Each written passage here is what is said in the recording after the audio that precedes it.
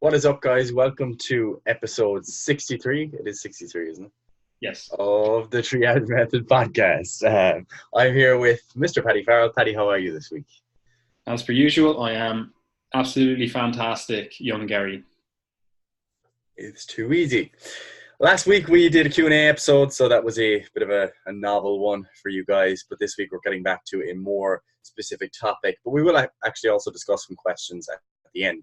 So this week what we wanted to touch on was a topic that I think I would like to have heard discussed when I was a beginner, especially, because I think everyone lies somewhere on this spectrum. So we're going to be talking a little bit about training planning or training programming, and how there's this sort of like spectrum between one end of the spectrum where people go to the gym, totally wing it, change their program every day and have no consistency, and people on the other end of the spectrum who feel they need to follow a specific program down to the T, like it's some sort of like religious doctrine. It's like, if you go off of it by one little bit, you've sinned and you're not going to make gains. And I think both ends of the spectrum have problems. And I think if you can understand what each side of the spectrum, each type of person does right, you can actually make far better training decisions. Because personally, and something I try to instill in my clients, is the idea of being a bit more flexible with training. So people always talk about, flexible dieting and flexible nutrition, and about adhering to principles as opposed to specific foods and specific meal plans. But then you'll see the exact same people take their training as the most rigid, inflexible thing ever, and they'll have specific weights they need to hit on specific days, specific percentages of one rep max, and they're never willing to deviate from the program. And I think while that sounds like really good practice, it can come with some problems. What do you think, Paddy?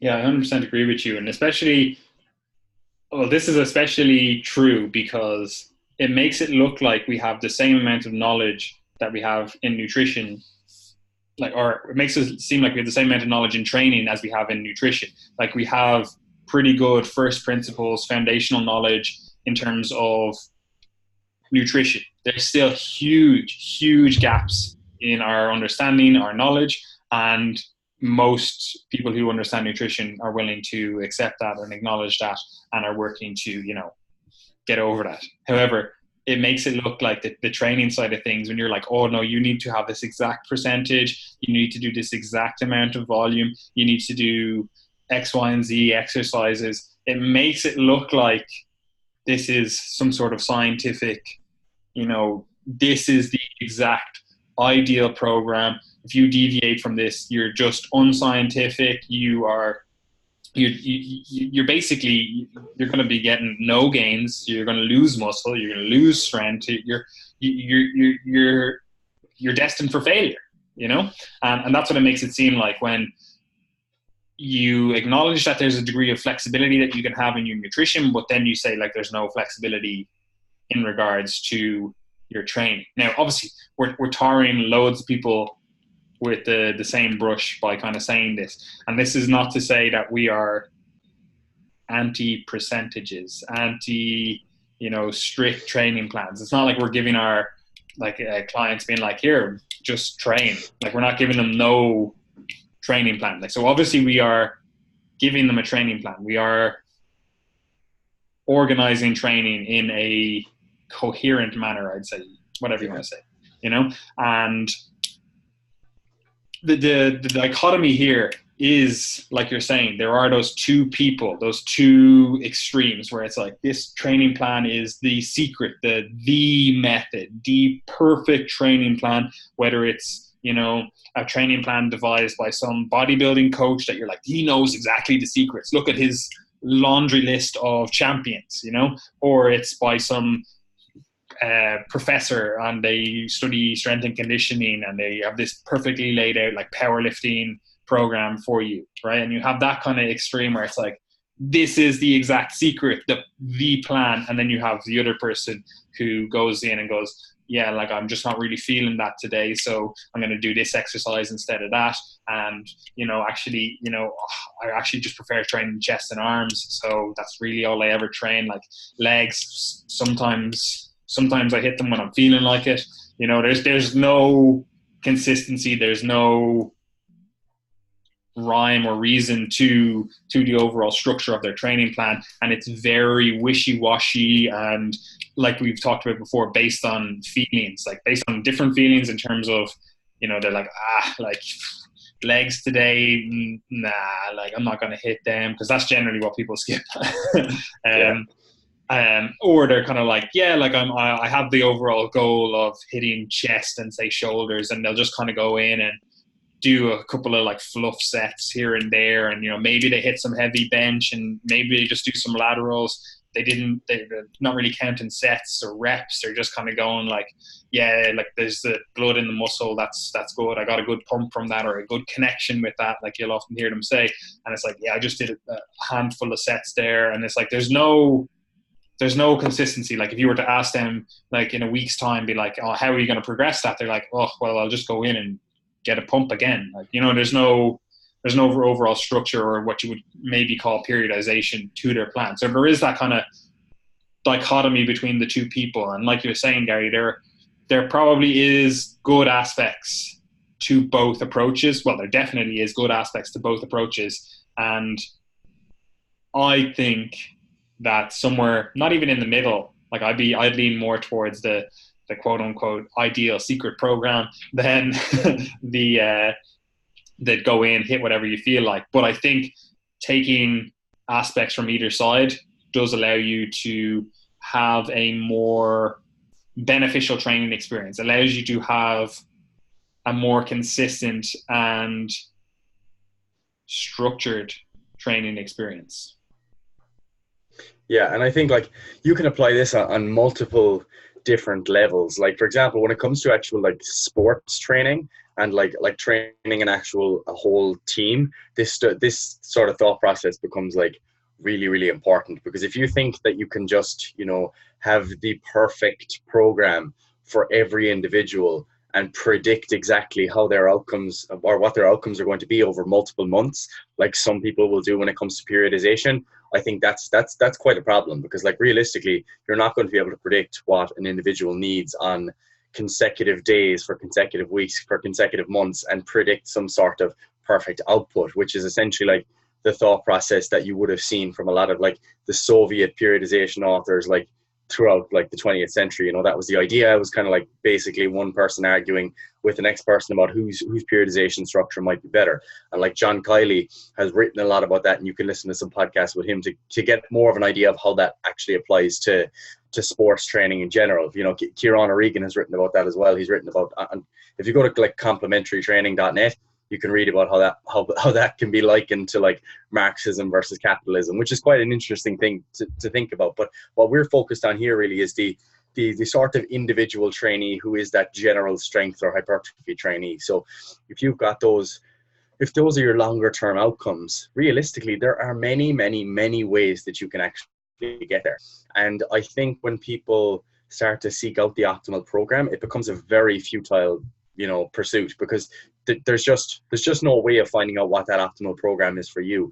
And in the last podcast, in the Q&A, one of the things we discussed was how we can use evidence to guide basic training principles, but it's very unlikely we're ever going to get research papers to tell us exactly how we should train. Like that's very unlikely to happen, for multiple different reasons, whether they be genetics or psychosocial factors in your own life. All these things affect the training that's going to be appropriate for a person at a given point in time. And that's kind of why I like that idea of flexibility for the everyday person. Because if we have, let's say, a 3-day full body program that I follow, okay, so I'm following this program, but if I zoom out and I actually ask myself, what is in this program? And I see that there's the repetition range in general is 6 to 15, let's say. I seem to be doing about 8 sets of squats per week. When I zoom out and start to look at those things, and I look at the total number of sets, the exercises that are featured, etc., then I can start to think about how I could apply that flexibly. For example, if I normally train Monday, Wednesday, Friday, but I don't actually have the time this Friday, but I could do a little bit on Thursday and a little bit on Saturday, if I'm accepting of some flexibility there, then I can change that program while still adhering to the overall goal. So that program then becomes more stable over time, because me missing one day does not disrupt the actual training outcomes or the adaptations that we're looking for. And you'll see this crop up in the typical kind of quote unquote bro splits, like you mentioned there, Paddy. You know, like someone skipping leg day, for example. So like that website I mentioned, complementarytraining.net, there's a paper written there by the owner of that website, Mladen Jovanovic, if I'm pronouncing that correctly. We sent that to our email list last week. But basically what he was talking about was the difference between an optimal versus a robust program, and what happens over time when, you know, you have missed training sessions, for example. So in the case of a bro split, where let's say you do legs on Friday, you might notice a pattern over time where you actually seem to consistently miss Friday sessions. So that missing of a Friday session, if that's constantly one fixed session, like where all your leg volume is put into one session, if you're missing that in consecutive weeks over time, think about how that actually magnifies in terms of your outcomes over multiple weeks, multiple months, multiple years. Like before you know it, you've done, let's say, 50 upper body sessions and only 10 lower body sessions. And even though you had the intent to train legs, and you may very well have had lots of really, you know, challenging sessions within that period of time, it actually accumulated over time for there to be a very big difference in the volume allocated to upper versus lower body. So that's why flexibility can start to become useful. And I think that sort of full body training approach is a nice way of exemplifying how flexibility can be super useful, because instead of focusing on, let's say, the rigidity of performing one exercise after another, you know, it having to be that way, or the rigidity of your sessions having to follow a certain theme, for example, like a push session, you know, that it has to be a push session. When you have a full body structure, what you begin to do is just focus on the actual principles. Okay, so things like the total number of sets that you're doing, the rough intensity ranges that you're working in. So like, you know, the repetition ranges you're using, how heavy your weights are, how frequently you're hitting body parts per week. You start to focus on those things, and then you've got flexibility that you can delegate that training around the week if you actually need to. And I think that's a really practical structure for the everyday person. Now, that doesn't mean, like you were alluding to, it doesn't mean that you just write up all your training on a board for the week and say, oh yeah, I'll get it done when I get it done. You know, you still have to have a plan. But if you're able to zoom out, have some flexibility, it can be super helpful for long-term adherence. And that's the exact same as how people generally talk about nutrition. You know, we often talk about the zoomed out approach to nutrition, where like if you're over 200 calories and from your specific target on one day and you're under the next, I don't particularly care. You know, I care about your weekly averages, I care about your monthly averages, and I care about whether or not you're actually doing the things that are required for you to reach your goals. So that's really where that flexibility can start to become useful. Yeah, and this is something that when you first hear it, especially if you're coming from the perspective of maybe always having followed a push-pull leg split, like 6-day split, or, you know, even if you're like an upper-lower split or whatever split you're following, and you've always done kind of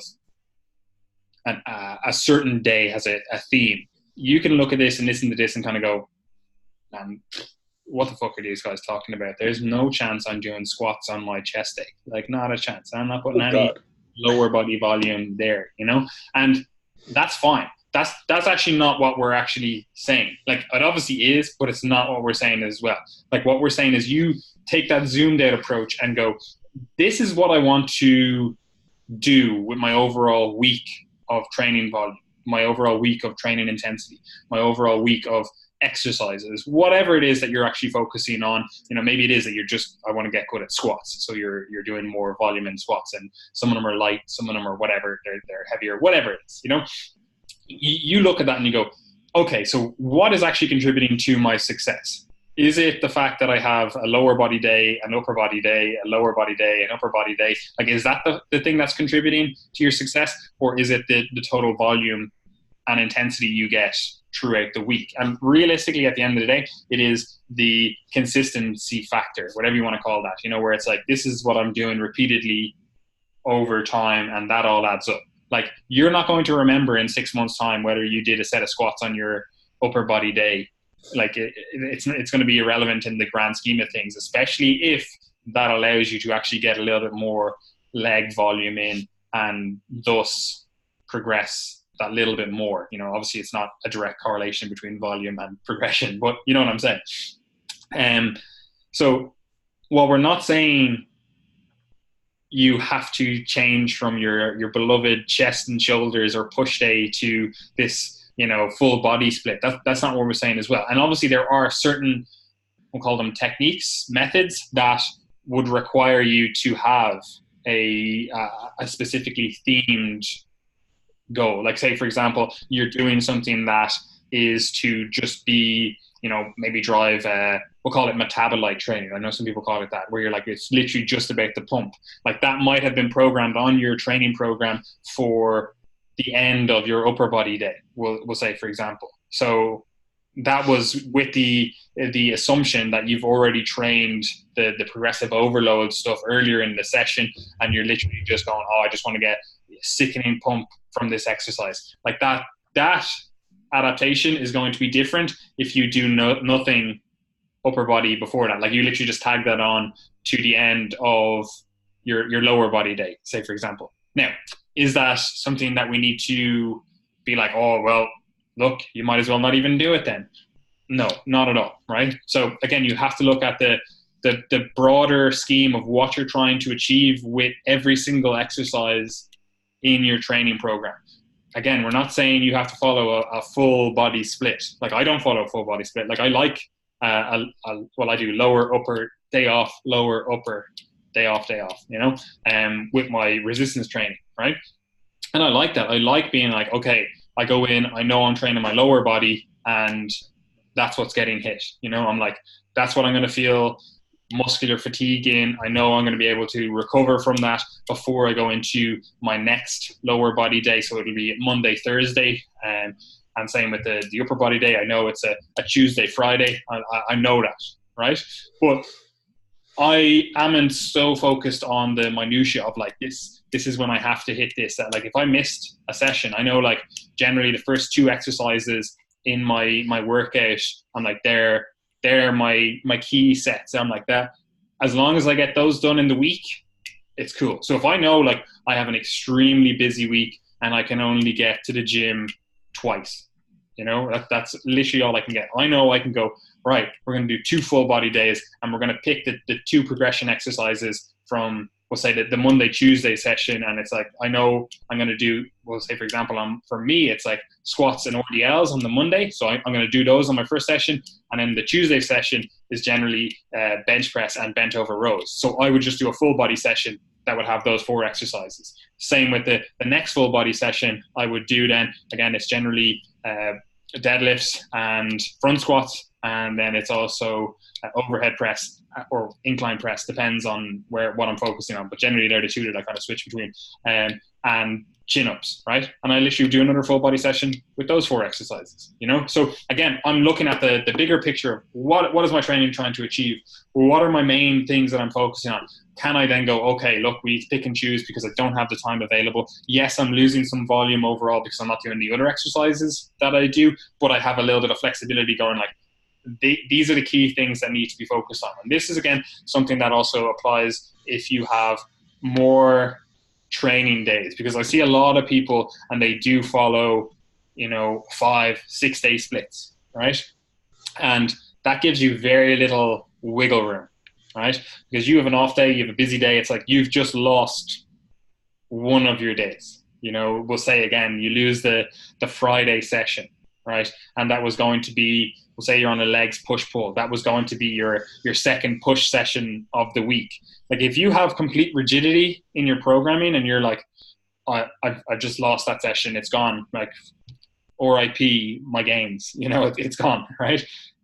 If you have that rigid mindset that it's like, oh no, it has to be done this exact way, then you're just going to lose that session. Whereas if you have that little bit more flexible approach, you can go, okay, well, what were the key lifts maybe that I needed to hit in that session? I'm just going to bring them onto my Saturday session. Or maybe you then change your Saturday session to an upper session where it's like, okay, cool. Now I'm just going to do the push and pull in the same session, So like having that little bit more flexibility in your approach does allow you to, be more flexible and actually achieve what you're trying to achieve with your overall programming. So I don't want people to think that we're just talking about like, oh, you need to hit full body sessions and that's the way to go with everything, because I know like personally I actually don't like hitting full body sessions. Like I'll get them done, but I'm like, I actually like having like a theme to the workout where it's like I'm going in, I know that I'm going to hit these things. However, you have to look at it again, the bigger scheme, like again, that grand picture that we're talking about, where you have to look at what you're actually trying to achieve with the training program as a whole. Because, you know, if your approach is to accrue the most amount of volume that you possibly can, you know, maybe a full body approach actually allows you to do that, you know, like, and what I mean by that is like actual quality work as well. Because say, for example, you want to hit, we'll say 9 sets, because it's an easy number, 9 sets of squats in a week. Like doing that over 3 full body sessions is a lot more, or it's a lot more likely that you're going to accrue quality work over those 3 sessions rather than trying to do 9 sets in 1 session, right? So you have to look at what you're actually trying to achieve. Like if your sole goal is to improve your squats, like I would rather have you squatting that a little bit more frequently with a higher quality of the sets that you do than just going like, right, we're going to hammer squats 1 day per week. You know, so again, you have to look at what you're actually trying to achieve. But anyway, I've been bullshitting for a long time. What are your thoughts, Gary? Yeah, that last point you started to bring up was essentially exactly what I wanted to discuss. What next was about why I personally do full body. So, like, basically, the reason I do full body is because for me that is a more stable approach over time, given that I'm not always certain of when I'm going to train. Okay, so like one of the things that's been a common feature of, let's say, the last 2 years or so of my life, with being on placement, being in college, having a girlfriend that lives in another county, is that I tend to, you know, go between here and there a lot, you know, so I'm kind of moving around a lot. Sometimes it's the case that it's more difficult to get to the gym on the weekends. And I used to try and fit myself into that kind of box of doing like a upper lower or push pull legs type of splits, and that was what I used to do in the past. But what that would then result in is, if let's say if it became a common theme, like I mentioned earlier, where I started to miss Friday or Saturday, then I would rather lose 10% of the volume allocated to multiple muscle groups than to lose 50%, let's say, of the volume allocated to a single muscle group or single movement, let's say. Because if I'm due to do, like you said, kind of 6 sets of deadlifts per week, let's say, and I do them on a Friday, or had them programmed for a Friday, but I'm consistently missing those Friday sessions, or even sometimes missing those Friday sessions, then I would rather have 2 sets of deadlifts, 2 sets of deadlifts, delegated to Monday, Wednesday, Friday, lose 2 sets instead of 6 sets, and then that makes that program more stable over time for my generalist goals. Now, if you were more of a specialist and you have very specific things you're training for, and your Friday session is just kind of like, it's not really adding much, it's a bonus if I get it done, but it's not really changing the specific qualities I'm looking for, then that Friday session that you might miss might actually be a good placement of that volume. So for example, like, it could be that your primary goals are powerlifting, but you wouldn't mind bringing up your biceps and calves, you know, so you might put your biceps and calves on that Friday session because that's the least stable session and the one that you're most likely to miss. So you're still getting all the most important work done. So this is where it comes down to, like, actually thinking about training on an individual level, because I think what a lot of people think of when they think of individualizing training is finding like the perfect level of volume that someone responds to, or whether someone responds better to 5 reps or 8 reps. Whereas in fact, if you can actually find the way that you should structure your training for adherence over time, and that is the win. Like, that is because that's ultimately what's adding up over time, over weeks, months, and years, to give you the results that you're. That's the exact same with diet. Like, people talk about, like, should I follow a keto diet, a paleo diet, or whatever? It's like, all of this is just noise at the end of the day, because what we're actually trying to do is find a diet template, whatever the fuck, you know, that could be counting macros, that could be just portion control, it could be whatever the fuck, a specific diet. All we're really looking for is finding a diet that allows you to adhere consistently over time. And it's the exact same with your overall training approach. Anyway, sorry. Yeah, and it's really relevant as well, like beyond lifting, because I think that's kind of clear, a lot of those points. But one of the areas I think this is really powerful is related to your conditioning or cardio training. because people miss that all the time. And like the basic guidelines for health, like, and I literally mean this, like for health, not to be an athlete, not to be anything special, just to be healthy, is to get like a minimum of 150 minutes of moderate intensity aerobic exercise per week. Like that's 5 30-minute sessions. You know, that's actually not easy to get in, and most people are not getting that done. And one of the interesting things is that like 150 is kind of a minimum, and like it goes up to 300, and you know, the basic guidelines are like, you know, if you can get 300 done, get 300 done. You know, and I'm not saying that is necessarily the same for everyone, and that applies equally to someone who doesn't exercise versus someone who already, let's say, does 6 days resistance training. But what I'm saying is that that's your basic kind of bog standard guideline for health. So if you think about the fact that maybe you're only getting 30 minutes done at the moment, then think about how you could actually schedule that throughout your week in a way that is, you know, stable over time. Again, something that you could adhere to. Like if you just have that broad goal of, all right, I need to get 150 minutes per week. The worst thing you could probably do there is to say, I'm going to do 5 sessions of 30 minutes after every one of my resistance training sessions. Now that might be perfect for some people, but in a lot of cases, I've seen that fail because people finish their resistance training sessions. It's the point at which motivation is lowest, and it's the easiest thing to skip because it's very often not tied strictly to your goals. So like what can be useful in some cases then is to say, all right, what day of the week would I be likely to do a longer session? And sometimes what people like doing on Saturdays or Sundays, let's say, is going for a hike with their family or friends, you know, doing something like that, going for a kick around with the lads, something that is less formal, but it's still meeting your basic exercise guidelines. So you could knock out 60 minutes there on a Saturday or Sunday, and then you're only left. You could knock out the entire thing on a Saturday. Yeah, nice, easy. Nice hike, like you could be done for the entire week. And what I wanted to say on that as well is people like aerobic exercise. Like I know people kind of think like aerobic exercise, I'm going to be sweating loads, I'm going to be fucking on a bike or whatever. It's like it actually doesn't need to be that intense. Like that could literally mean you're going for a brisk walk on your lunch break, you know? So like, I don't want people to think like, oh Jesus, I could never get those 5 30-minute sessions in. Like it's actually surprisingly easy to get it in when you actually understand what you're trying to achieve. Like it doesn't have to be like, oh, I'm going for a jog. Like it could literally just be, I'm going for a brisk walk that gets my heart rate up just that little bit more than say like a leisurely walk would, you know? Yeah. And the funny thing is, it's actually harder as you get fitter as well.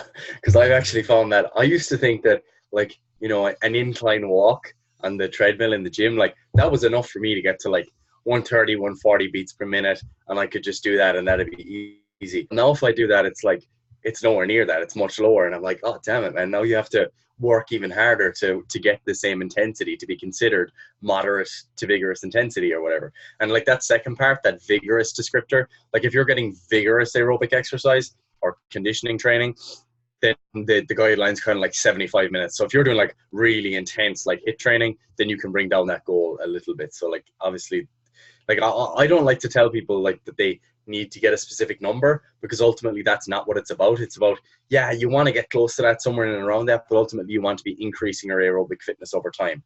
So like that's worth noting as well when I'm saying like as you get fitter, it's harder to reach the same level, but at the same time, as you get fitter, you've already gotten a lot of the adaptations that are sort of mediating the health benefits already. So, you know, that is part of it too. And I think that's something that people maybe don't understand sometimes as it relates to like training and health as well, is that it's not actually just about the behavior. It's also about the outcomes. Like if you want to be training for health, you actually do have to get the outcomes of increasing your strength over time. You do have to get the outcomes of increasing your VO2 max over time. So that's like one of the things that I think people forget, because they think that, oh, if you're just training for health, you can just half-ass it. It's like, well, not really. Like if you actually want to give yourself the biggest shot at reducing risk of disease, at prolonging your function, you actually do have to train hard and get adaptations. So that is one of the reasons that this flexible approach is so helpful, not just for individuals who are into powerlifting or bodybuilding or any of that stuff, but the general population. Because I think that's where it's super, super useful. Because if you want to speak to your granny and get her to exercise, and you want her to get, let's say, 20 sets done per week, then ask her like what way she'd be best able to do that. It could be 10 minutes a day. You know, it could be that she does just a couple of sets every day, every morning at a specific point in the day, as opposed to having this rigid program. So they're the people I think this helps the most. And that's true as well. And you have to think of your overall goals, because again, like we've talked about it before, people will talk about their goals and not actually have those goals. Like they'll be like, oh, I know this is a sound bite that I should have as a goal. I should have health as a goal, but then they're literally not doing the things that would lead to the outcome of health, you know? And again, like the cardio thing is something that gets a lot of people, because most people will go in and go, yeah, look, resistance training, it's relatively easy to bang out in terms of like you can do it a multitude of ways, but like that does actually to some extent contribute to your aerobic fitness. Yeah. Like you're talking about, you know, the actual outcomes. Like if you did nothing except resistance training and you were able to get your VO2 max fucking through the roof, and you're able to get your heart rate down to fucking resting beats per minute of 35, then awesome. Like you probably don't need to do extra cardio, you know. But if you're walking around and you're like, yeah, like my resting heart rate is 70 to 80, you know, I find as soon as I start, you know, pushing things to go, you know, I'll walk up the stairs or something and I'm getting out of breath, I'm starting to sweat and stuff. It's like, okay, well, like for you, like I don't think getting your squat up to fucking double body weight is going to be the most effective way to improve your health. I'd probably start thinking, okay, we need to do some cardiovascular work. And like, I actually hate, like you're saying, like I hate giving these people like, oh, you must get like 150 minutes. Like all I generally do with my clients is have like a cardio goal at the end of the workout. And generally, like I like calories because it allows people to kind of go from machine to machine and be like, this is what I'm doing. But that approach can be negative for a lot of people, and like they actually need a specific like target, as in like you need to be at like loads of my clients also have like specific targets. Like we might be working on, like I've a lot of like GA players and stuff, we might be working on a specific conditioning goal. So it's like, oh no, you need specifics for your cardio. Like we have an actual like cardiovascular target, an actual metric that we're trying to achieve. But I think just gen pop, I actually like calories, because it's like, yeah, do it over a variety of machines. You can go for the beats per minute. You can go like, oh, I want this to be aerobic work. I literally just like, okay, I want you to do 100 calories of cardio. Like you can do it higher intensity, you can do it lower intensity, but as long as you hit 100 calories, whatever machine, it's grand. And I kind of like that approach for the generalist, because generally what will happen is like some days you'll be like, yeah, look, I actually wouldn't mind hitting it in a very nice, just incline walk on the treadmill. Whereas other days you're like, yeah, I'm amped up. I'm ready. 600 milligrams of caffeine before this. Give me that fucking Airdyne bike and I'm going to hit this. I'm going to hit fucking 100 calories as fast as I can, you know? Like, so there obviously is that little bit more, like you're saying, flexibility in your approach when you have calories as a metric. You can use time the same. It's a little bit different. But that's why I like that approach. But then I'll have like, okay, so we're going to do 100 calories, say, I'm just using that as an example, across the 4 sessions that we have.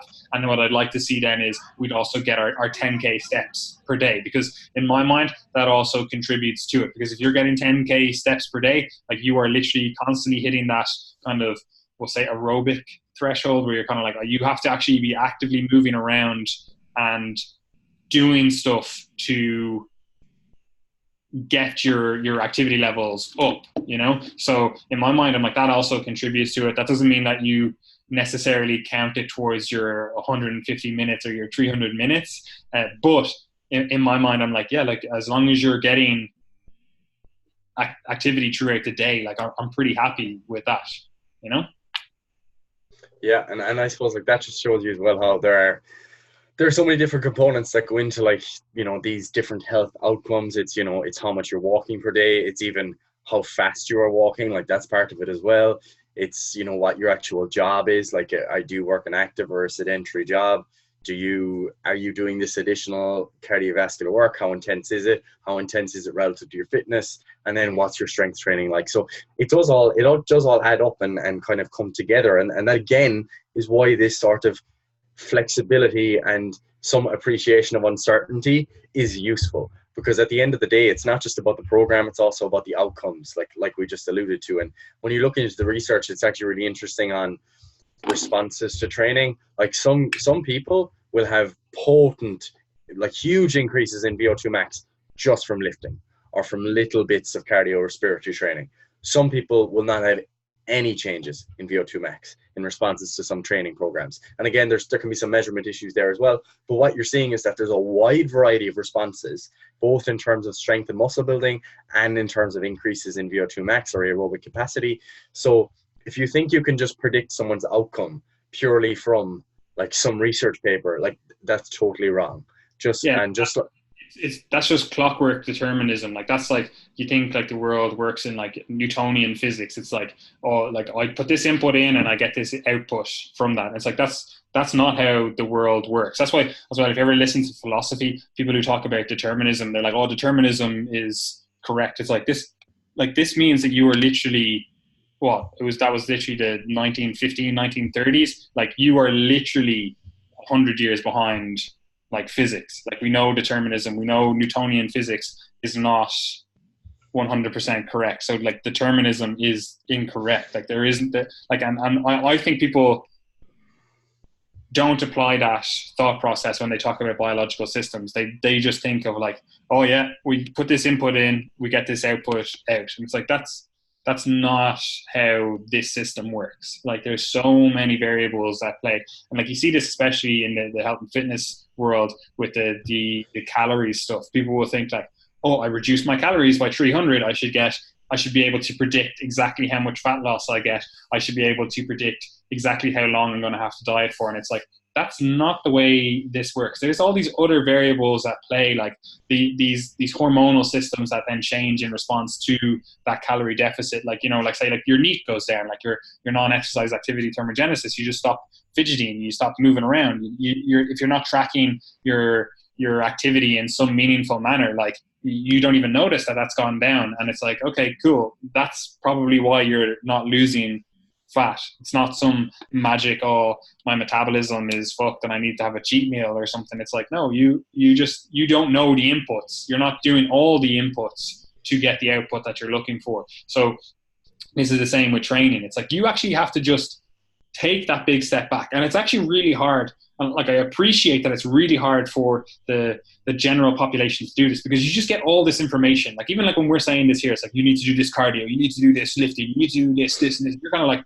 man, I'm just completely overwhelmed. What the fuck? Like, just give me a plan of action to do, because like I don't know how to fit all of these different variables in my schedule. Like I have a 9-to-5 job. I have fucking 3 kids. Like I'm not going to be like, oh, sorry kids, have to go for a jog now. I have to hit my fucking 300 minutes of aerobic activity. Oh, but I also have to get in my fucking 3 to 4 resistance training sessions. Oh, but I also have to get in my meditation. But I also have to track my calories. Oh, but I also have to do this. And like I understand and I appreciate that it's extremely hard for an individual to receive all this information. Like it just becomes noise. Like you're just like, I don't know what to focus on. I don't know what to focus on with my diet. I don't know what to focus on with my training. Like you're just at a loss to understand what you should do, which is, again, this is why I think the taking from both approaches is the best approach. Like you need to have that kind of structure. You need to have a plan of action, because if you don't have a plan of action, like you're never going to achieve it. Like you're saying, and this is the same with the diet and the training. Like if I say, oh, all we really need to do is hit X amount of calories throughout the week, you know, like and we've talked about this before, you know, when people talk about like, oh, I need to be in a deficit of, we'll say, whatever, 3,000 calories throughout the whole week. People will be like, oh, well, I can eat at maintenance these days, and then I can eat, you know, lower on these days. Or people will be like, oh, well, I can eat lower on these days, and then I'm going to have these binges on the weekend and whatever else. You know, it's like at the end of it all, like, you lose track of what you're actually doing. You're just throwing in all this variability, and you're kind of like, oh, well, I didn't actually hit my carbohydrate goal. I was actually 200 over it because I forgot that on Tuesday I actually had a little bit more, and like I didn't account for that.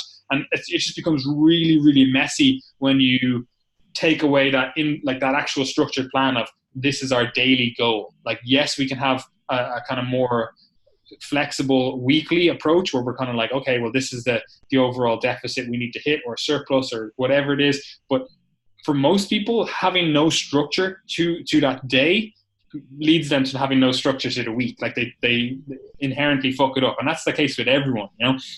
And it's the same with the training. Like if I just go, oh yeah, like we're kind of saying here, like, oh yeah, you just need to hit your 9 sets of squats or whatever. It's like, do them whenever the fuck you want. It's like, that's both helpful and unhelpful, because then you go, okay, cool, I'm just going to do them on Monday. And it's like, okay, well, maybe you will, maybe you won't. Maybe it's the weekend you're saying you do it, and then you miss that session. And it's like, again, it just becomes very messy. So how does someone traverse that landscape, Gary, where they need to have some sort of structure, but they want to keep that like flexibility element that we're talking about with the training, you know, where it's like, okay, I understand my overall goals, but I understand that I can kind of chop and change things once I'm still doing some, we'll call them KPIs, you know, key performance indicators, you know, once I'm still doing those, I know I'm working towards what I want to do. Like, how does someone, like, if I'm listening to this and I'm just that gen pop person and I'm like, I just want to, you know, lose a bit of fat, gain a bit of muscle, be healthy and perform relatively well. Like maybe they play 5-a-side on the weekend or on a Wednesday night or something, like they want to perform relatively well. Like, how do they traverse this landscape, Gary? Like, what's the plan of action?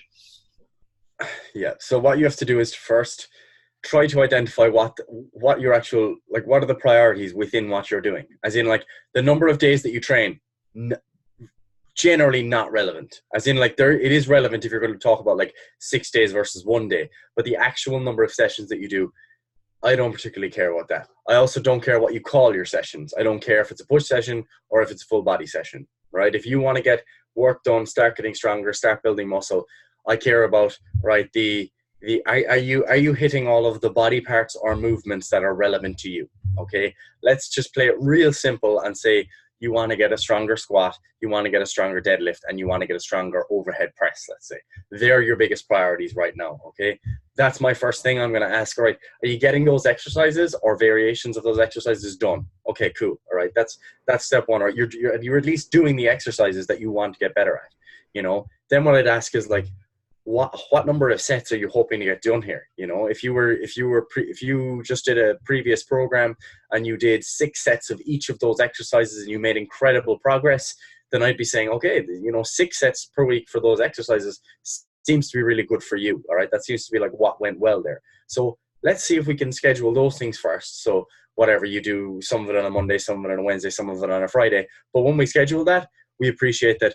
If you do need to change that around for whatever reason, what is within one session is not important, but what you do across the week is important. So then you start to build it from there, and you start to put these different components together, you know, and you realize what is least important to you as well. Because I see a lot of people that spend a lot of time in the gym doing things that they don't really care about, you know, as in like I love calves as a muscle group. You know, I think calves are savage. I think it should be everyone's priority to have big calves. It's my lifelong goal. But like, I actually need to leave. So many, but genuinely, like, I see people do their 2 leg days per week, and at the end of their 2 leg days, they'll train calves every week. But it's so half-arsed. Like, you can tell they're just doing it because it's kind of there. Like, it's okay if you don't want to train them, you know, like, you're allowed to make that decision. The same thing for like arms. Like, I don't train my arms very often directly. Okay. I just don't enjoy it. I train them sometimes, but not as frequently as I care about other stuff. So for me, like, I don't force myself to really prioritize getting my arm training done because it's not important within the context of my goals. So when I look at other exercises within my program, like, all right, I really want to get those done. If I get some arm work done, that's a bonus, but it's not particularly important. You know, someone's going to armbar me at BJJ. I'm like, oh yeah, that's my eccentric work done for the week. There you go, you know. So you have to ask yourself, you know, what are those priorities for you? You know, some people spend lots of time doing just basic low intensity cardio work, and you ask them why they're doing it, and they're like, oh, I just want to get fitter. And it's like, but you're actually already pretty fit. Like, are you, like, what's the goal here? And they're just like, oh yeah, I just want to get fitter. It's like, well, what you're doing isn't intense enough for you to be getting fitter based on your current level of training. So really ask yourself, like what do you actually want here? So don't just do things for the sake of doing them. And I know we've already said that there are certain milestones that you need to hit, like for health or whatever, but at the same time, I think prioritizing the things that you know you're going to do long term and you know will give you the best results within the context of your goals, they're the things you should start with. Okay, so if you can only get in 90 minutes of aerobic exercise per week instead of 150, like that's fine as long as you're doing that within the context of your goals. So that's the way I would think about this stuff. I would like someone to zoom out on their week and to have consistency from week to week. Like that's ultimately what you want, is week to week consistency. But day to day, don't stress about if there's some variation within there. If it's the case that you find that when you start being more flexible, there's huge changes week to week, like 1 week you're doing 3 sets of squats, the next week you're doing 9, then that's the type of person I would say, all right, you actually need a bit more structure, because you're actually not even getting like the basic stuff. When we zoom out, you're not getting that done. So that's the way I would look at this. Zoom out, see if there's consistency. If there is, see how flexible you can make it, if you need to make it more flexible, but not so flexible that it affects your consistency week to week, if that makes sense. Yeah, and I think this, if you put this in an actual real world situation, like for example, one of my clients came to me and they were consistently doing 5 sessions per week, right? 5 resistance training sessions. We'll say it was a rough kind of upper, lower, and then a legs push pull, something like that, right? So there are 5 sessions per week and making consistent gains. However, we'll call it their overall stress load was actually quite high. Right. And while they were making gains and they were making progress, their life was suffering, we'll say, in terms of like getting to the gym those 5 times. So that's, we'll say 5 total hours, maybe a little bit longer per session. Those 5 total hours in the gym were eating into their overall life with work, with college, with family, friends, everything. Right. And for them, looking like literally sitting down with them and going, okay, so let's see what we're actually doing across the week. Let's see what's actually contributing to the goals that you say you have. Let's see what's contributing to the goals that you're not necessarily saying you have, but you appear to have, right? And so we assess the program and we go, okay, so we're doing X, Y, and Z exercises because you want to increase them. And, we're doing X amount of volume because, you find that you respond well to that.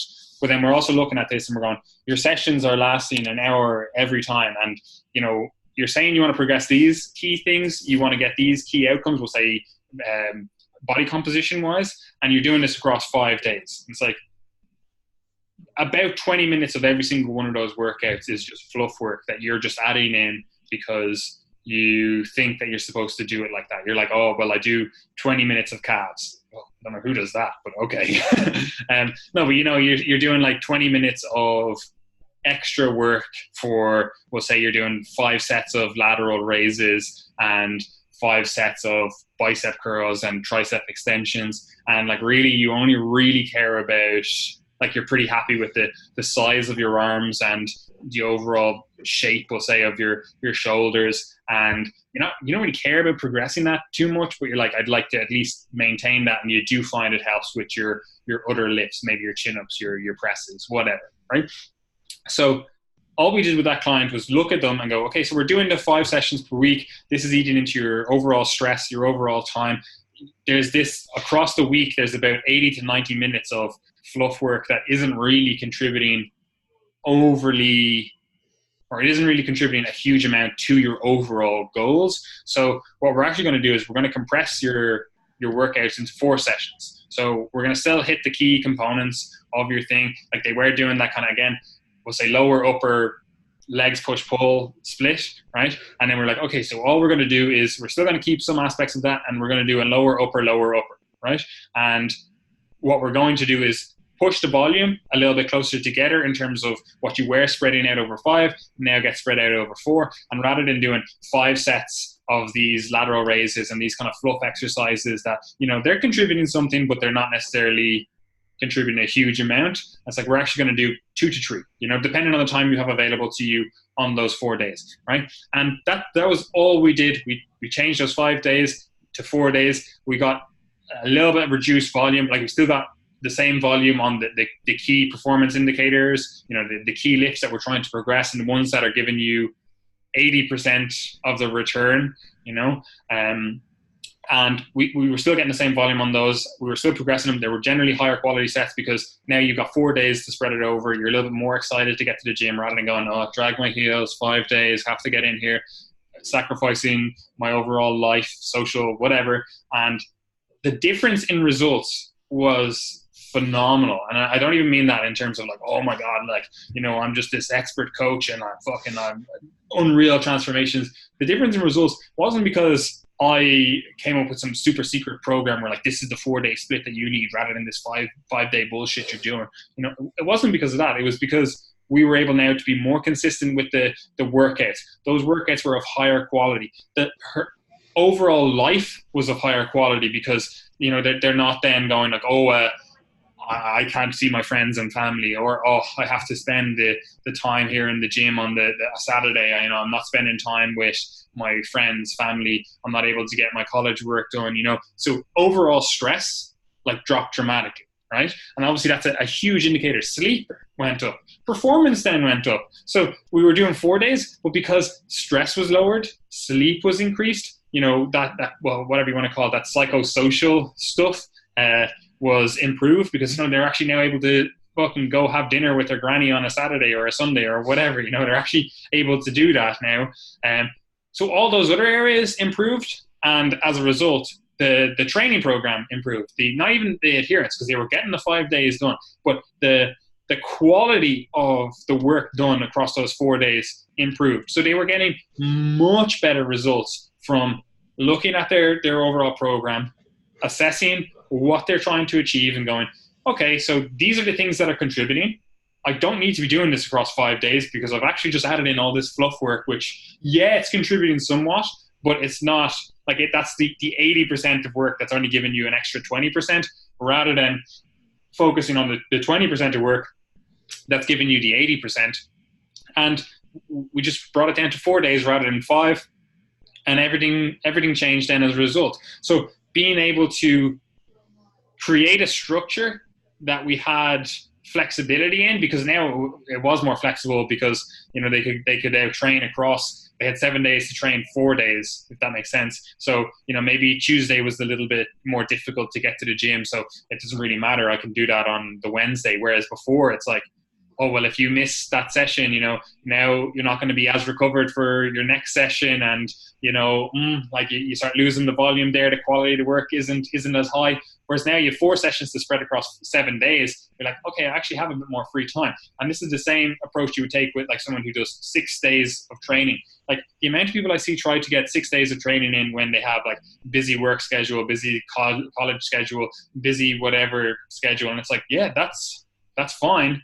But as soon as you miss a day, or as soon as you're not able to get that full day in, like, man, you start freaking out. Your stress goes up because you're like, okay, well, how do I now fit this volume? Like maybe you've always had Sunday off, and now you're like, oh no, I need to train on Sunday because I missed a session and I have to catch up on it. And then recovery takes the hit, and it kind of messes you up overall if you don't have the ability to be a little bit more flexible in your approach to getting the work that needs to be done, if that makes sense. But yeah. Yep. That's the name of the game, man. So the take-home points would be, firstly, zoom out, ask yourself what is important to you, as in like one, like what might be meaningful, what you enjoy, but also what is likely to contribute to the outcomes you're looking for.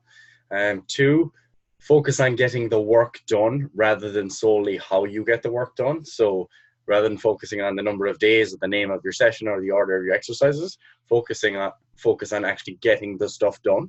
An easy way to do that is like having a checklist for yourself, like to just have like literally in a copybook or on a whiteboard, like your number of sets of squats, your number of sets of deadlifts, your number of sets of bicep curls that you need to get done per week, and just tick them off. Simple. Then you can see how that flexible approach is working. Yeah, have a plan of action of how you're not exactly, just like, oh yeah, they're on the board. Oh fuck, I forgot the overhead presses. I'm going in now to do 20 sets, Yeah, but if you do start to do that thing like with the whiteboard, it can actually be quite like illuminating on some of the downfalls of a really rigid program. Because if you find that you actually miss, let's say, a couple of push sessions per month, even if it's just 2 or 3, have a look at how that actually affects the volume that's being allocated to those exercises versus others. And you'll begin to see some of these problems for yourself, because none of this is special knowledge. This is just literally observation of really basic concepts that you mightn't have heard like discussed or elaborated on before. So it's just something worth thinking about for yourself.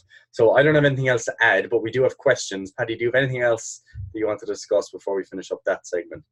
No, I don't think so. Yeah, I think if people just look at their training program, assess what is actually getting them results, and understand that they don't need to have some super secret magic program to get results, and they realize that they can kind of spread the workout over a number of days that suits them. Like maybe it is, you actually have the time to spend 2 hours per day in the gym, and you actually prefer just training 3 sessions per week rather than 6 sessions. It suits your schedule more. Like cool. Like set your program up for that. Like I don't care. Like at the end of the day, as long as you are consistently getting stronger, you are consistently progressing, you are going to get results. Like how you actually go about that is largely irrelevant. It's just kind of noise in the background.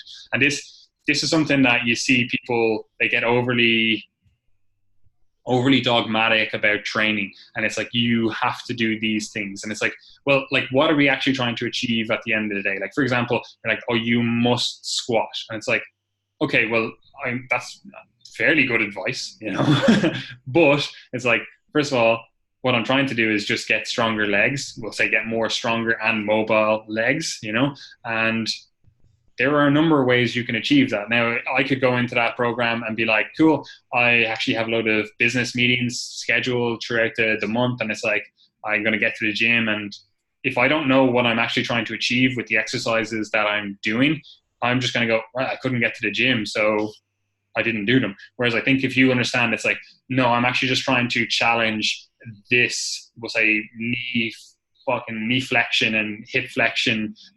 You're like, okay, well, there's a number of ways we can do that. Or you're just trying to challenge the squat pattern. It's like, there's a number of ways we can do that. Like you literally, like I'm actually going to record a video because like I'm going away next week. I don't know when this podcast is coming out. I'm probably away by now.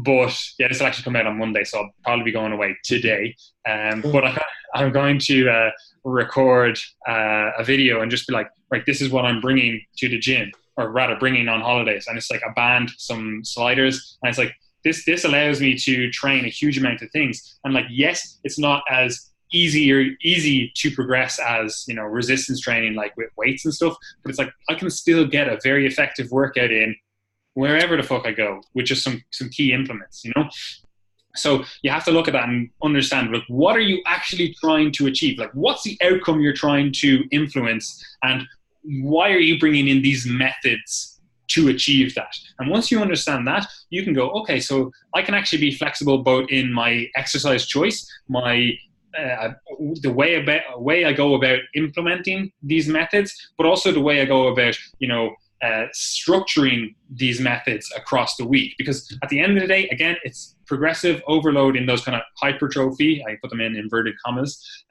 those hypertrophy rep ranges, that's going to get you, increased muscle and improve body composition, and again, obviously assuming the diet is set up correctly. But it's like, once you realize that it's like, you just want to get slowly, progressively stronger while keeping tension on the muscles, it's like everything becomes very clear, where it's like, there's a number of ways I can do that. There's not this super secret, you must do this exact way, or you must do these exact, intensity, it's really density, most of them, boosting techniques. It's like, I just understand what I'm trying to achieve. And the other stuff, like, yeah, it keeps me adherent to training. I enjoy it. It's a bit of fluff work, or it's fun stuff. And it's like, yeah, that keeps me adherent. I enjoy doing that. But I know that these exercises, these rep ranges, these whatever, are the things that are actually contributing to my overall results the most, So once you get those hit, it's fairly easy to continually get results because you're focusing on the big picture stuff, but you're also focusing on the key things that are getting you towards your overall outcome. So I think people can get too overly dogmatic in not even just the structure, just in the methods, in the exercises they choose, whatever. Because at the end of the day, it's like, once you understand what you're trying to achieve, you can just pick and choose between the multiple methods that allow you to achieve that. Again, like looking at it from the perspective of progressing it, yes, some methods are going to be easier to progress, but that doesn't mean that if you have an off week where you're just, you're traveling or whatever, that doesn't mean that you just have to forget about your health and fitness goals. It's like you can still get quality work done. Like even if you're at home, it's like I always think it's mad. Like people will be like, oh yeah, I'm trying to lose weight, or I'm trying to get fitter, or I'm trying to improve my movement, blah blah blah. But they won't do stuff like get up and go grab the remote. They'll be like, oh, here, pass it over to me. It's like all this activity does add up. Like, or even just like, reaching up to get stuff. They're like, oh no, I'll get someone else to do it, or moving stuff around. It's like all of this stuff does contribute. Like again, even just walking up the stairs, all of this stuff contributes to your overall health and fitness. And while it might seem inconsequential, and it definitely is in that 80% of stuff that's getting you to 20%, it does still all add up. And again, once you understand, it's like, okay, cool, I can actually just knock out a few sets of push-ups and accumulate a little bit more chest volume while I'm in work, sitting at my desk or whatever. Like, it's very liberating. But anyway, Gary, let's dig into some questions. Yeah, and another thing that we will touch on in a separate podcast that filters in really nice with this discussion is an overemphasis on the weight that is on the bar as opposed to the actual training stimulus. But that is for another time, because I think we can touch on things like RPE and reps reserve and all that. So yeah, another episode, but you might be able to see how some of that might actually fit in. But we have a number of questions. The first one I'm going to answer is from Dylan Bow, because this is actually really relevant to what we just talked about. He said, your general resistance training guidelines for strength sport athletes, so i.e. someone who wants to actually get stronger, whether it's like for powerlifting, for strongman, gen pop, wanting to get stronger, whatever, already training for sport 5 to 6 days per week. So Dylan in particular trains BJJ, so jiu-jitsu, 5 to 6 times per week. So that's his kind of baseline context. And I think you could actually take a lot from this episode, Dylan, because like I would actually use all of the information that we just presented as foundational stuff because since this is actually secondary, so this strength training would be considered probably for someone who's doing like BJJ as like almost general physical preparedness, so GPP, although you still have that specific emphasis on like strength being your particular outcome, so that probably means like maximal strength. So in that case, what I would start with is picking the things that are really important. So let's say it is those 3 power lifts. You start with those. You think about the amount of volume that is likely to be useful for you, like given your level of training, like whether it's, let's say, 9 sets per lift per week, or maybe it's 9 sets of squats, 6 sets of bench, and 8 sets of deadlifts because you find that works based on experience, whatever it is. And then put those at the core of your program, whether it's 2 days or 4 days, you put those at the core, and then you add in a minimalist manner is what I would say. So what you have to realize is, like, if you're already doing jiu-jitsu, you're already getting a lot of continuous low level training that's actually happening without you realizing it. So you're doing lots of like, little bits of benching here and there, little bits of kind of hip mobility work, little bits of like tricep extension. So all that stuff actually accumulates. So I would add in a very minimalist fashion to see what is the smallest dose I can actually get good outcomes with, as opposed to starting with something that is just like not achievable, like another 5 to 6 days of strength training. So that's where I would start. And then I would essentially I would really take that flexible approach in this case, because there are going to be days where, let's say, you finish jiu-jitsu and your hip is just pissed off with you. It's not feeling good. It's not feeling like sets of 1 to 3 at 85 to 90% for today on squats. So instead what you would do is you say, all right, another day of the week, I generally do sets of 8 to 10. So I'll put my sets of 8 to 10 today at RPE, whatever, RPE 8, let's say. And even if the weight is lighter than it normally would be at RPE 8, you take that as it comes on that given day and you just do your sets at RPE 8. So I would say be flexible in the approach, and also be flexible with loading on a given day, because fatigue is going to come into things and there are going to be days where you're not as strong, and that's fine, because it's about training strength and not testing strength. So they'd be my main pieces of advice. Yeah, and also one where you would actually want to bring in a little bit more structure, not necessarily in the actual day-to-day what you're doing. Like, that is obviously going to be important as well, because obviously you want to pick like rep ranges that are suitable to your goal, exercises that are suitable to your goals, etc. But in terms of how you're actually going to execute the training plan, like personally, like I do jits like 4 days, and I do like a kind of, we'll say, boxing session on the Saturday as well. So like I'm pretty much doing that kind of same schedule. And what I do is I have four resistance training days, just because I have the time, I have the recovery capacity. But I know, like, I do my resistance training in the morning, and while I have a flexible approach to the, you know, maybe on the Monday night, I was like, oh, my knee got a little bit, or actually I'd be doing upper body on the Tuesday. So maybe my shoulder got a little bit banged up or something on the Monday class, you know, so I'd actually then just lower the intensity, or maybe pick a few different exercises on my Tuesday morning resistance training session, right? So the exercises, the intensity, etc., can change in the session, but you need to have a plan of action of how you're going to actually get to the gym, or maybe you have like some exercises you do at home or whatever. You need to have a plan of action in terms of when you're actually going to get them done, especially if you're training like jits 5 times per week. You know, you're definitely going to have some sessions that are like absolute fucking hell grinders, where you're like, yeah, like this is competition sparring, a competition sparring class, and it's like that's what we're doing. Like, you know, you don't want to be programming in like your fucking heavy deadlifts an hour after that, or, you know, you like, maybe that like jits is your full focus, so you don't want to be fatigued for that class, like you have a competition coming up. So having like, again, like heavy deadlifts and fucking squats the morning before that, maybe that's not a good idea for you. So again, you have to look at like how your sport training is set up. Like you know which classes roughly that you're going to, and you know like what those classes are going to entail. You know, maybe it is just some specific sparring. It's not that hard. It's like you're just basically trying to get into a good position. As soon as you get mount or something, you're like, yeah, cool, let's get back here. So it's not that intense. And, you know, you have days which are easier. You know, maybe it is a better approach to schedule in your resistance training for those days. Now, personally, I like to do my resistance training in the morning and then do jits in the evening. But like, again, I don't know your schedule. Perhaps you could do it the opposite way around. Perhaps the only way you're going to get to the gym is if you do your jits class in the evening and then straight into the gym afterwards.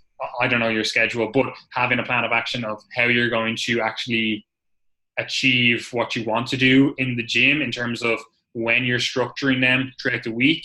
Like, yes, you can still have a little bit of flexibility in that.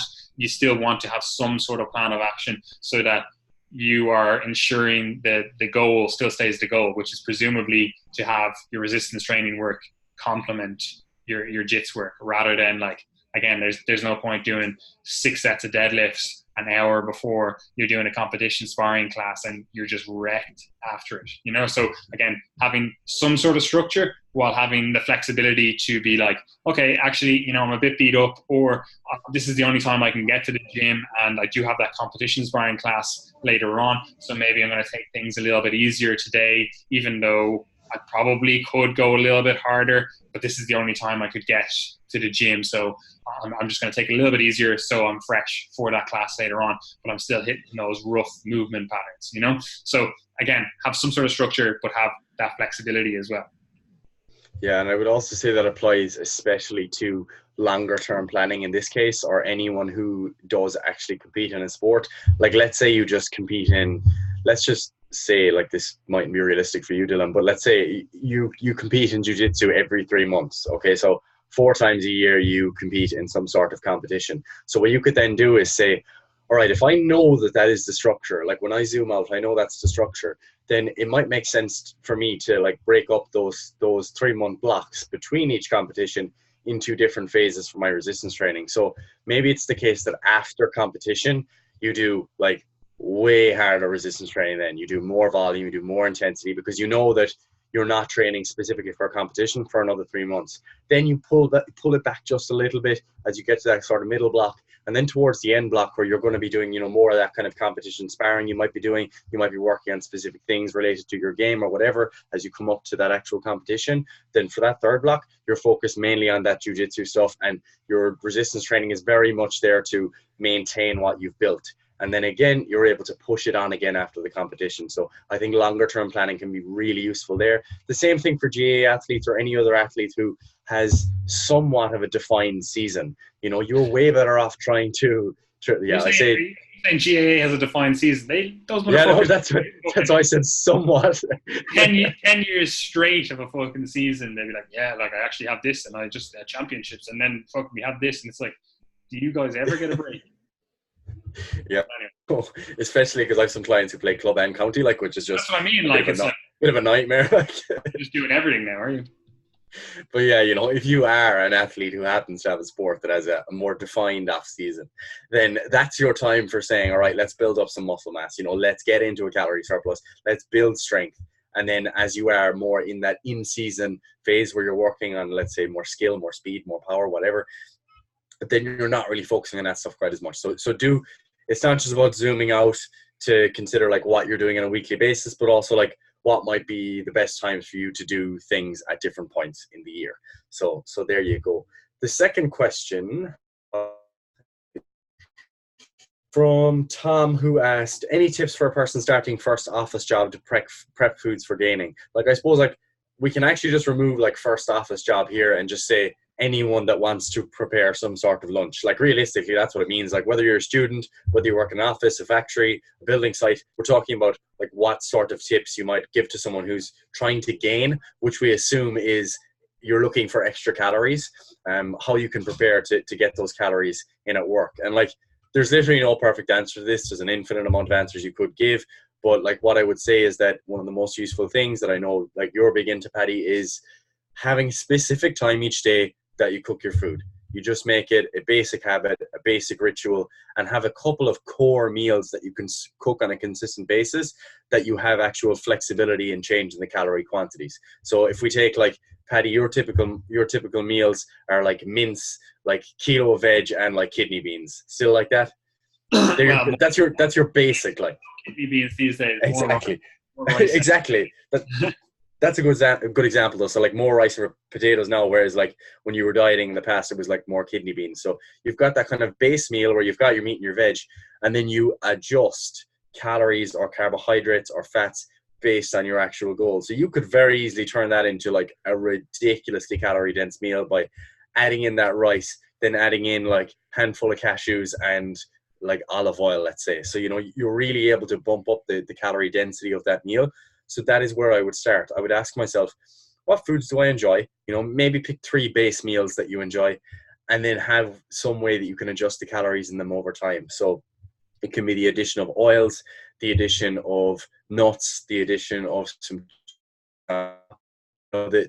the more you're aware of the foods that you enjoy and that you're likely to eat and that are easy to prep and easy to budget for, I think the easier this becomes. And then the other thing is generally you have 2 breaks when you do work in any sort of a shorter break at which you're unlikely to be able to eat a meal like that. So what I would do is try to consume calorie dense snacks. So things like nuts, things like dark chocolate, even some of the quote unquote health bars that people consider to be, healthy. They might have 200, 300 calories, but you could easily throw back 2 of those in 2 minutes.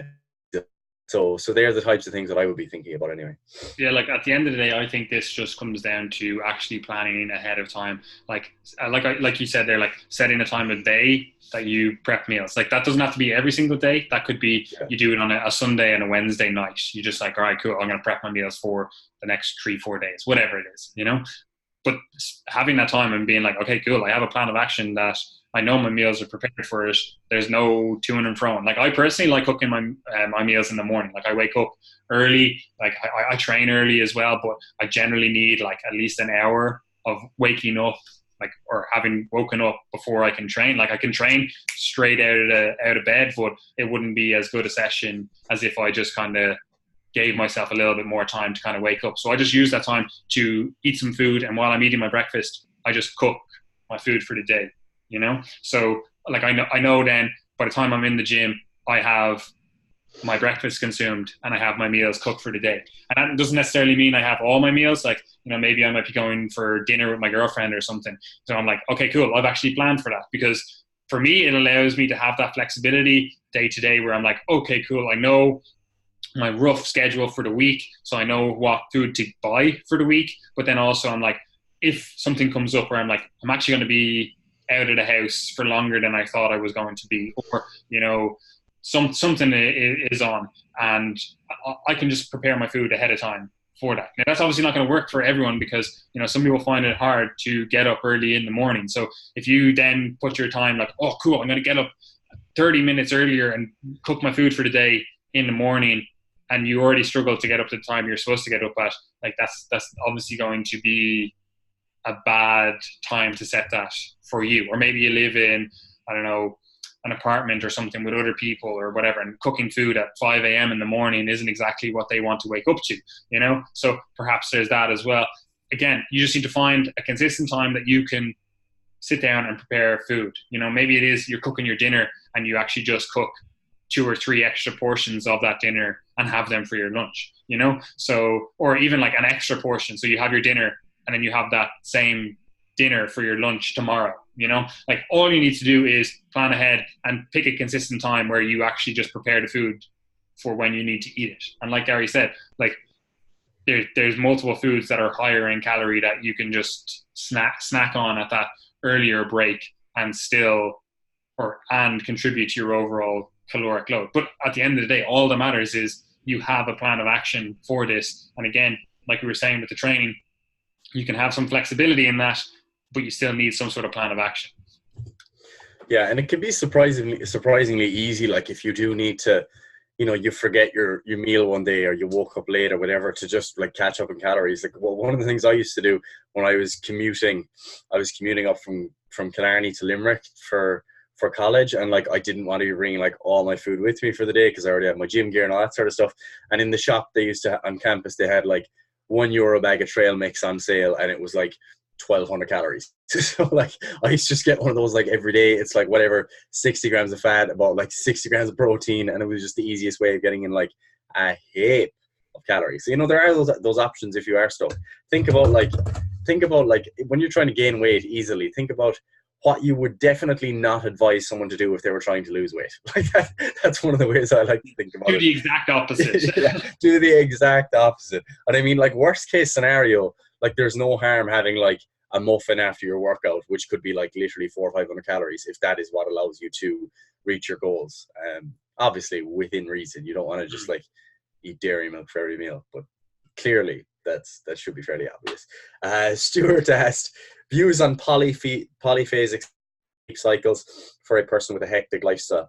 Like, personally, I generally wouldn't recommend this approach. I know some people do go on about it, like how humans are, like, quote unquote, designed to sleep in 2 phases, like 4 hours and then 4 hours another time. But like, personally, I wouldn't advise that. I haven't seen any evidence to suggest that is actually healthy. And the way that the sleep architecture seems to be split up is not just on a cycle by cycle basis, but also there's differences in the architecture between like your first cycle and your last cycle, and they sort of change as you go throughout the night. You get different amounts of REM and non-REM sleep, so it does seem like a continuous block is beneficial. Does that mean that's the case for everyone?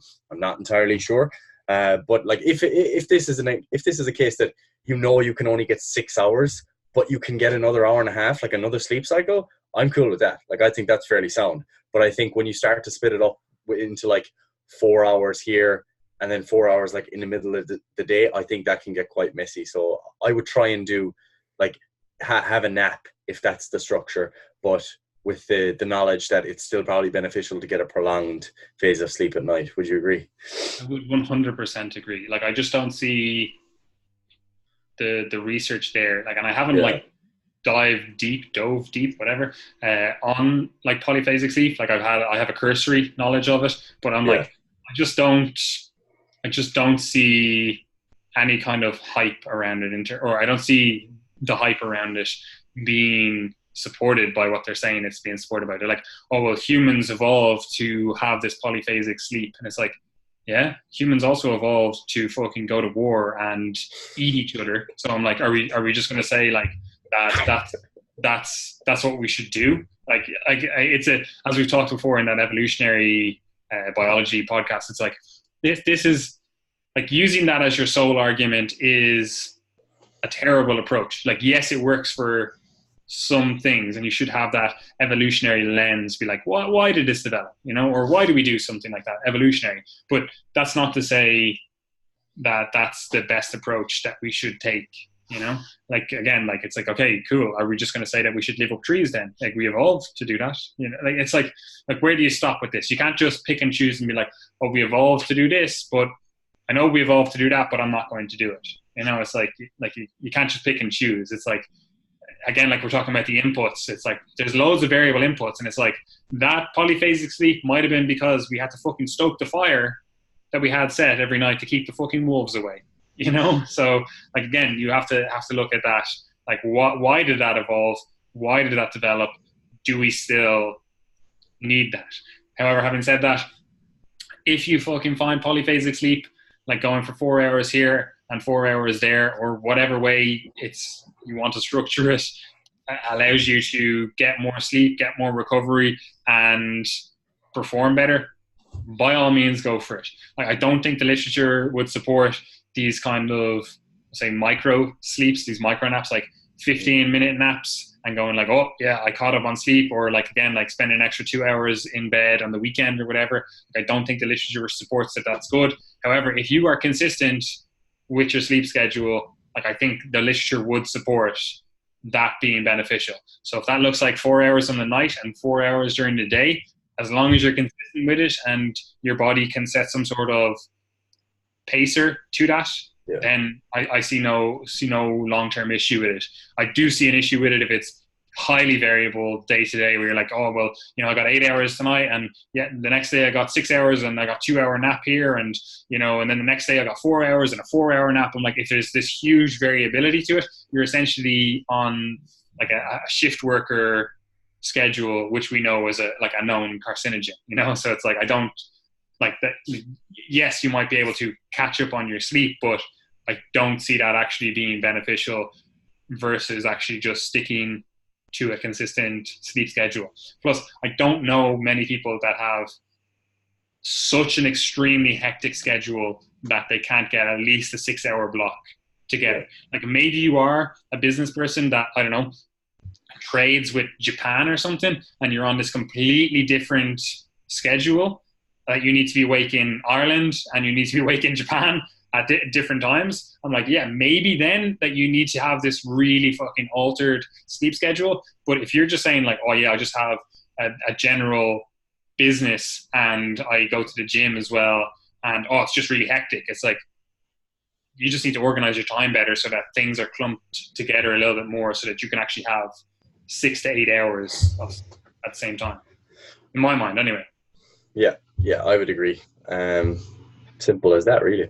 The next question was recommendations on how to calculate maximum recoverable volume. What I would say in this case is that like that specific concept is not that's not something that has been described from the actual scientific evidence. So it's not something that I can like point you to like actual sources on. So instead, what I would do, like with this specific concept, which originates from like Mike Israetel and Renaissance periodization, consult with their writing on this topic if that's something you're interested in, because I don't want to like take it out of context or straw man it by giving you my interpretation, because I think like you may as well, if you want to understand that, you want to understand it within the context, then go watch Mike talk about that maximum recoverable volume, maximum adaptive volume, minimum effective volume, all that sort of stuff, because I don't think you can take it out of the context without giving it a fair discussion like within the context of all that. So I'd just kind of go and talk about, or go and read about it there. The next question from Jamie: advice for recovering from a medial collateral ligament / anterior cruciate ligament injury. Well, like, first things first, there's no single an injury is in this case, like whether it's a complete rupture or a very, small strain. Like they're two totally different things. Like, so one might require surgical intervention, one is just like maybe a wait and see approach, a type of, conservative management. So I don't have any like generic advice in this case, other than if it was something that occurred in sport, make sure that you get back to the level that was required to return to sport, as opposed to trying to return sooner than you're able for. But like mostly, I would say, like, listen to your physiotherapist, and hopefully they'll give you solid advice, because that's obviously a specific case. Advice for someone wanting to study physio / being in clinical practice. Like my main advice for someone wanting to study physio would be, like, firstly, understand what physiotherapy is, and what you're going to learn on that course. Because I think very often people think that they're going to learn how to be some sort of like rehab guru for athletes, whereas like very often physiotherapy education is actually guided towards a clinical kind of hospital-based setting. It is very, like, a lot of the stuff that you are learning is related to like medical conditions, how to operate within a hospital, all that sort of stuff, which is obviously really useful. But I would just try and understand that first. Then what I would say is, like, you really want to develop a strong skeptical eye, like for a lot of the information that's presented to you, because especially if you're coming into this from the musculoskeletal perspective, so you're interested in like muscles and bones and sport, etc., like most of the information is just wrong. A lot of it's made up. So I would say that, like, that's really important, is to become skeptical and get a really good understanding of how to read and interpret research. And also, like, it's not just about research, it's about knowledge acquisition, I guess. So like, understand how someone could come to a certain conclusion about something. Like where is the foundational evidence for their theory that they were able to then make that conclusion. I would always keep that in mind with all that stuff, especially in physiotherapy, because like there's a lot of things, like even in strength conditioning and stuff, like, this yourself, where things become like accepted dogma. Like they become just these accepted things that get repeated in textbooks, like that almost go beyond needing a citation. It's like, oh, like we obviously know that's true, but you need to be the one that says, actually, I don't trust that is true. So I want to actually find out how they figured out that was true. And very often you'll find out that, oh, these things actually got accepted without a lot of skepticism. There's a lot of that in physio. So that's what I would say. The only other thing that I would... There's a lot of that in all the applicable biological professions, if that makes sense. Like even in medicine. And this is the thing. It's like most of them, like they're relatively innocuous. They're relatively... Like one of them you could do is like lactic acid. I'm like, this is just something that gets repeated all the time. But also something like, the METs, the metabolic equivalence, whatever fucking thing. It's like the research for this is not what people use it for. It's like this is not like what you're quoting is not what this is actually for, if that makes sense. And again, like you just need to have more. It is one of those things where it's like, this is exactly where experience should be helping you guide your knowledge. If you actually need to build up the experience to be able to look at these things and kind of go, okay, so I see where this came from, and I see where this potentially is actually just like fake. Like it's not actually something that I should be paying attention to. It's just noise, but I see why they brought that in. And again, it could be something as simple as like, this metric or this whatever was the best thing available at that time. There's no ill intent, there's no harm intended or whatever. It's just like, this was the only metric we had, like we had the ability to test. So it has just become dogmatic that this is the metric that we test, even though we have better, measurement tools. Like you'll see this again in nutrition with like people using like nitrogen balance. And it's like this gives you an indication of protein intake, we'll say, but we have better methods of testing this now, and it's like they've actually invalidated the numbers that were given by that. People still use nitrogen balance because it's like that's what I was taught, So it's like you have to build the experience, and not just the experience to read research or analyze the content that you get, but also the experience to kind of go, well, my thoughts are this X, Y, and Z on this topic, and I have these thoughts because of this person having told them to me, but I've actually just accepted them. Like let me go back and actually see how that jives with the rest of the research, because, you might develop theories yourself, or you might read a few different resources and kind of go, these aren't really agreeing with each other.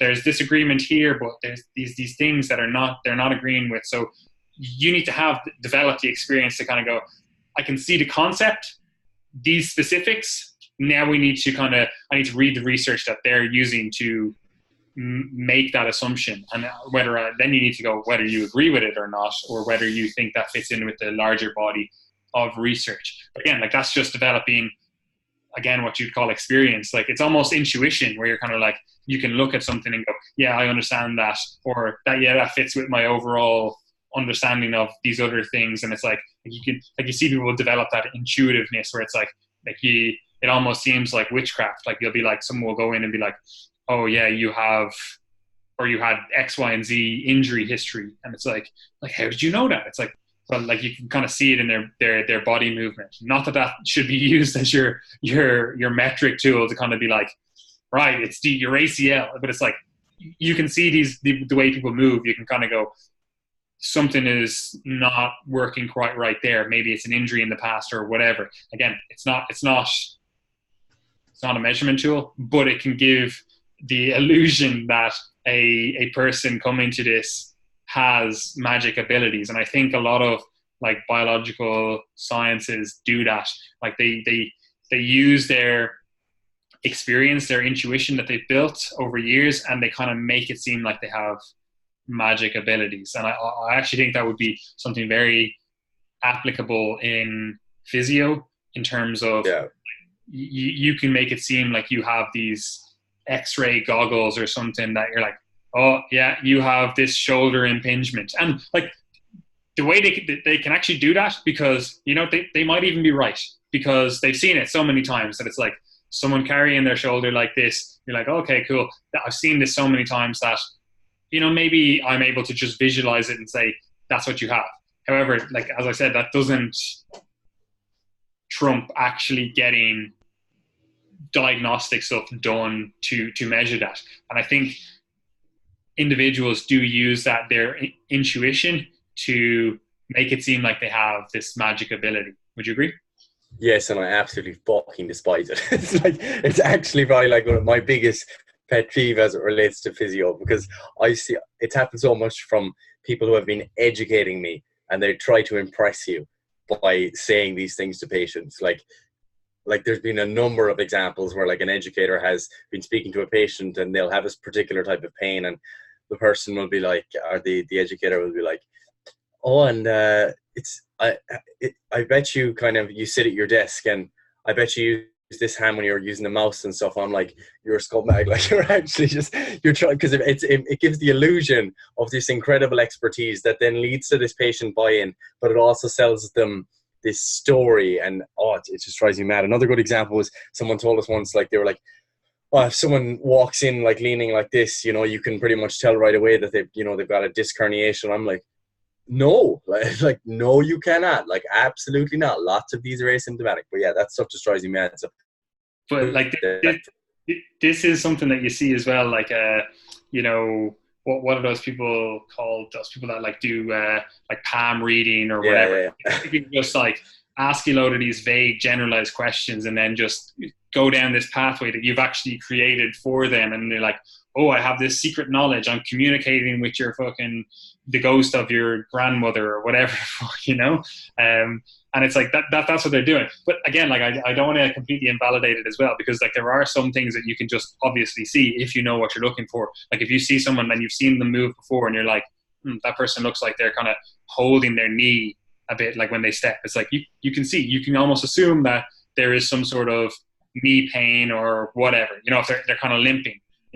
But like I do think that people use that as like magic. It's like, yeah, that knee pain, yeah, you got that from squatting, didn't you? And it's like, yeah, I actually did. And you're like, yeah, it seems like your hamstring is a little bit short, or some random like.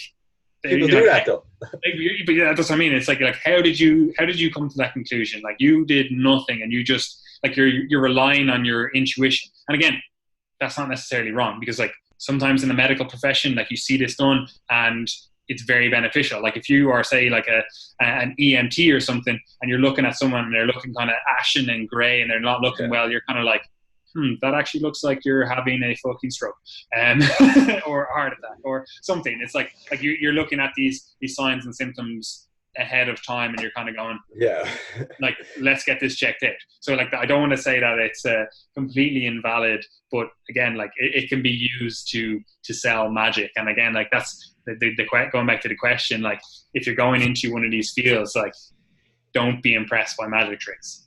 Yeah, absolutely. Like obviously, like if someone's like femur looks like it's out of the skin, popping out at their knee, like I'm not going to turn around and be like, well, pain is actually a complex biopsychosocial experience. Like I'm like, there's a point where like it matters. So we're not invalidating all of it. The final question was, well, it's not really a question. It just says digitalization of health, apps, diagnostics, rehab, real-time biometrics, ? I'm actually not sure what the question is, but I guess we can give a brief opinion. Like, I know, Paddy, you think that this is definitely the future, especially as it relates to things like metabolomics, etc.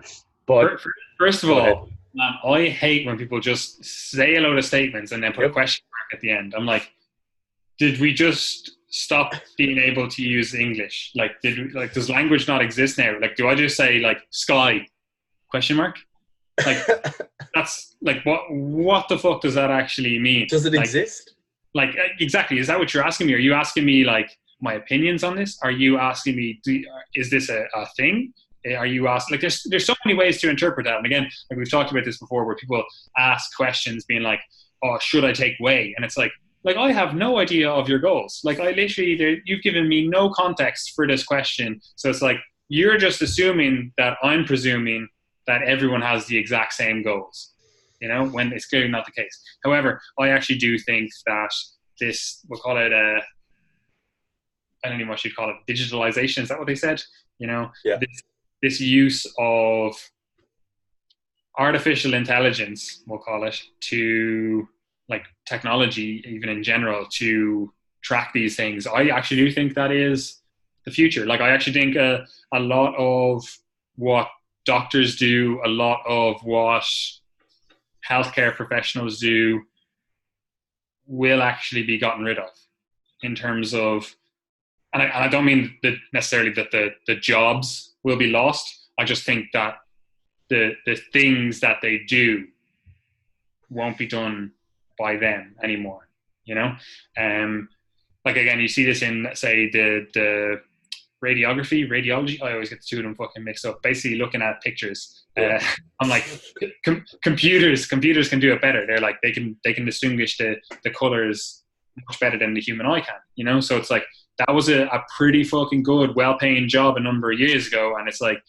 if you're going into that now, I feel sorry for you, because while someone still does need to program the computers, like, they still need that clinical experience to ensure that the computers make the right diagnostics. Like, in the next few years, it's like, that's just going to be all computers, and there's going to be maybe 3 to 5 jobs in the country that are like, we're the ones that stand over that these computers are making the right call, and I think it does have huge applications in terms of testing.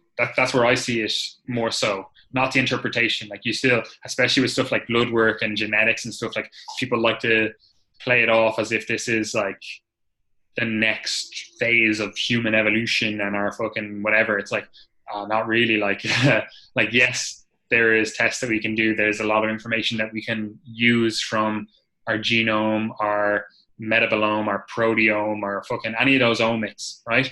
But at the end of the day, it's literally irrelevant unless you have some sort of interpretation model, that's where humans will still have jobs, because you can look at metrics and not compare them to anything, and then just presume you're in the wrong range, like you're in a bad range, quote unquote bad range. And it's like, yeah, but that doesn't necessarily mean there's some sort of disease process here or an actual issue. It's just like, that's the way your genetics have played out to always mean that this value is going to be higher, So again, like, I think this is an area that will continue to grow over the next few years, but I don't think it will invalidate the jobs that are in the industry, if that makes sense, you know. And I actually think it'll make some jobs more valuable that we currently undervalue. Like people don't want, well, some people do, like the Japanese Japanese are mad bastards, and they actually prefer like machines to tell them their like healthcare results and stuff like that rather than foreigners. Maybe they're racist, I don't know. But like they actually like machines, but they also have a very technologically advanced society, whereas most other societies aren't as technologically advanced. So generally people prefer humans telling them that they have cancer or fucking that they're sick, you know, rather than some robot going, ding, you have cancer, you know. So Jesus Christ.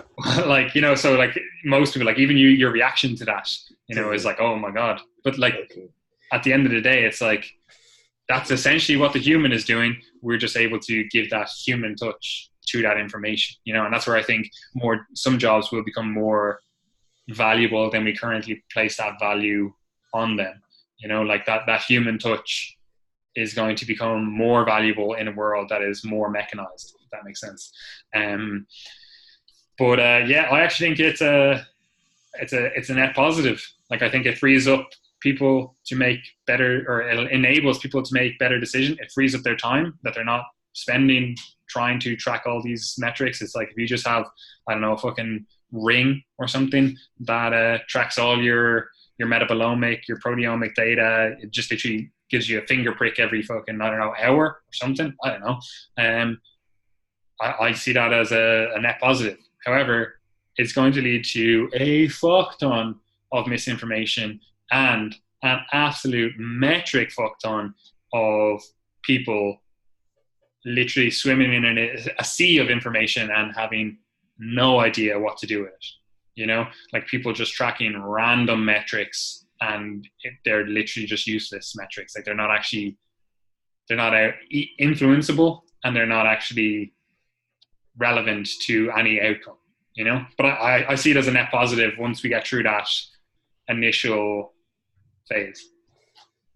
Yeah, like I think there's definitely positive aspects to it, but I'd be very conservative and somewhat pessimistic in terms of like how it plays out on an individual level. In that, like I think there's a lot of danger and risk of basically over medicalizing everything, and people just becoming like the worried well, experiencing all those nocebo effects.